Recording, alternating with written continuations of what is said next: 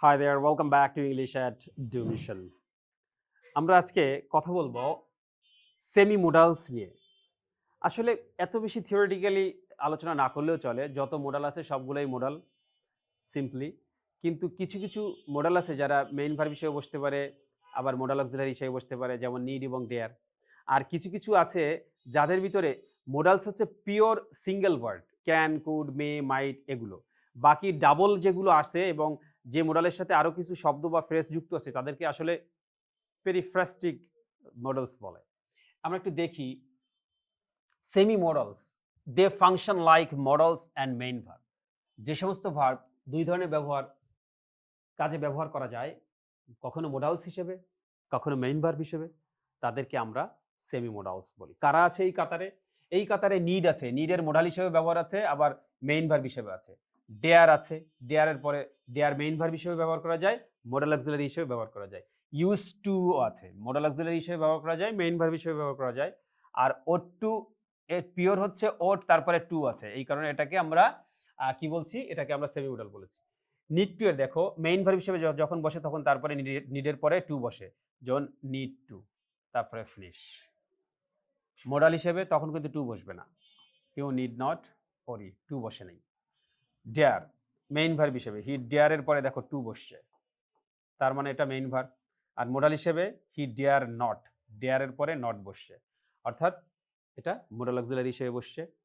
এদের দুই ধরনের ডাবল স্ট্যান্ডার্ড আছে, ইউজ আছে। আবার ইউজ টুর ক্ষেত্রে দেখো I use to play football every day, সাবজেক্টের পরে ইউজ টু বসেছে, তাই না? তাহলে এটা কি বসেছে? মেইন ভার্ব হিসেবে। আবার মোডাল হিসেবে সরি, এটা did you use to play football, এটা একটু ভুল আছে এখানে, ঠিক আছে? এটা হচ্ছে মেইন ভার্ব, ঠিক আছে? আর এখানে সাবজেক্টের পর বসে, তাহলে এটা হচ্ছে মোডাল, ঠিক আছে? তাহলে I use to play football. এখন এটাকে আবার এই ইউজ টুটাকে আবার আমেরিকান ইংলিশে বা মডার্ন ইংলিশে আবার আমরা মেইন ভার্ব হিসেবে ধরে থাকি। এজন্য এটাকে আমরা সেমি মোডাল বলি। আর ওট টু মেইন ভার্ব হিসেবে কি, যে you ought to help the poor, you ought to help the poor, এটা মেইন, এটা modal. You ought to help the poor, তোমার দরিদ্রদের সাহায্য করা উচিত। আর মোডাল লাইক কি, যে ইউ ওট নট টু, এখানে দেখো মোডালের পরে কি বসে? নট বসে। আমরা এখানে ওটের পরে নট বসিয়েছি, তার মানে এটা মোডাল হিসেবে বসছে। You ought to, ought not to ignore, ঠিক আছে? তাহলে এই চারটি ভার্বকে নিড, ডেয়ার, ইউজ টু এবং ওট টু, এই চারটি ভার্বকে আমরা সেমি মোডাল অক্সিলারি বলি, ঠিক আছে? এবার আসো পেরিফ্রাস্টিক মডেলস বা পেরিফ্রাস্টিক মডেলস।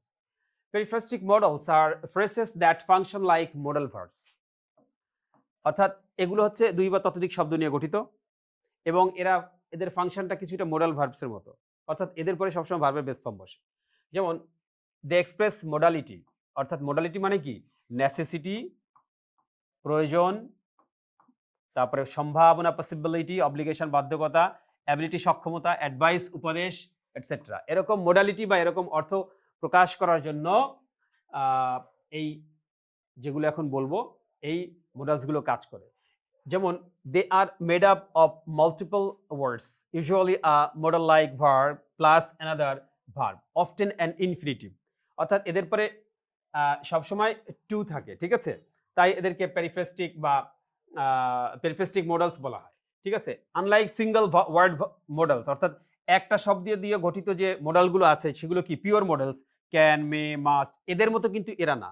এদের সাথে কি থাকে? They use more than one word, তার সাথে একটার বেশি শব্দ থাকে। তাহলে একটা পিওর মডেল যেরকম একটা সিঙ্গেল ওয়ার্ড, কিন্তু পেরিফ্রাস্টিক মডেলস এরা সিঙ্গেল ওয়ার্ড না, এদের সাথে আরো কিছু ওয়ার্ড বা ফ্রেজ বা ইনফিনিটিভ থাকে, ঠিক আছে? যেমন কমন পেরিফ্রাস্টিক মডেলস কি কি? Be able to, am is are was were plus able to, তারপরে I will be able to, এই যে দেখো বি এবল টু বসেছে।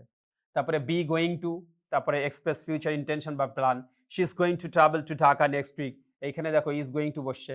তারপরে have to, has to, had to, অর্থাৎ যাদের সাথে টু আছে সবগুলোই কিন্তু পেরিফ্রাস্টিক মডেলস।